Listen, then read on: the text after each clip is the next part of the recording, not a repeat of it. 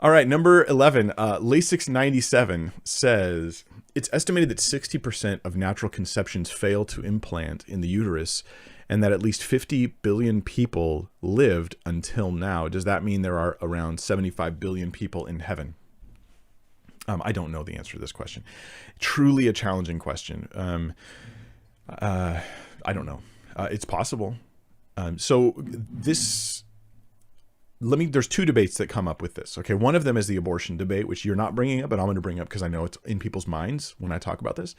So, they'll be like, hey, there's like miscarriages that happen all the time in nature. Doesn't that mean it's okay to abort? Doesn't it mean abortion is not that big of a deal? But we are in a fallen world and death happens in nature all the time. Like we could look at the statistics of how many children die of malnourishment across the world. That doesn't mean it's okay to starve children until they die. Like that's horrific logic to think. Deaths caused by natural causes excuse murder. Like, yeah, that's wrong. Okay. The second debate is about the soul. And I don't know that we have a clear answer in scripture on this. If we do, I'm just not aware of it. Okay. It's possible. There's plenty I don't know. But the debate goes like this. At what point does the human being have a soul? Okay. Definitely an embryo at any stage is a human, a living human being. Like there should be no debate about this. From the after conception, when you have sperm and egg, you don't have a living human. When you combine them, you have a living human now, for sure. This is, it seems to me beyond debate. But when does the soul happen? So there's different theories that Christians have on this. And one theory is that when the sperm and egg come together and life is created, the soul is created right then, or is like by God, just created not magically, that was a horrible word choice, created miraculously by God at that moment, boom. Or that it's of a natural thing, that the soul is literally something that like is somehow the combination of sperm and egg, just like it creates DNA, it creates a soul, an immaterial soul. And if that's the case, then I would think that they're going to be in heaven. Others think that this might happen later, or that maybe the soul is there, but isn't viable yet. Like the soul doesn't have this living beyond the death of the body quality yet. Others think that ensoulment happens at some point during pregnancy.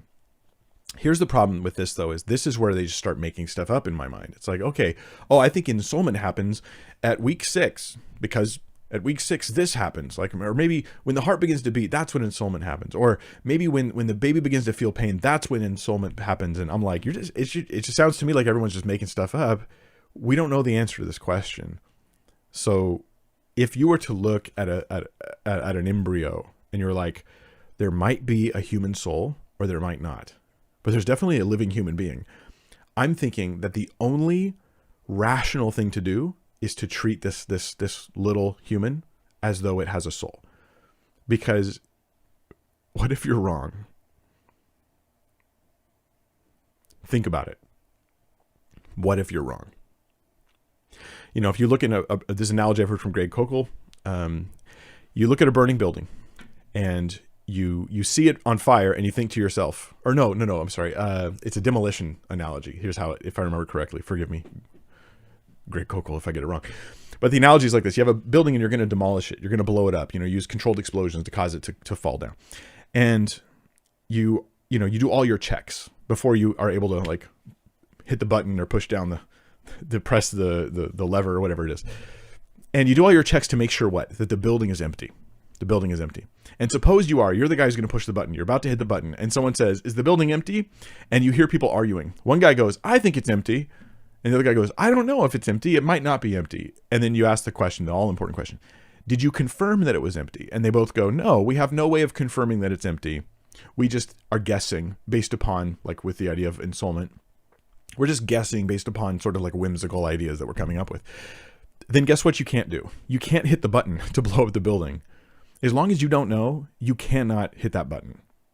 And as long as you don't know, you cannot touch that issue. I think you need to treat every human like they're a full human, lest you be wrong.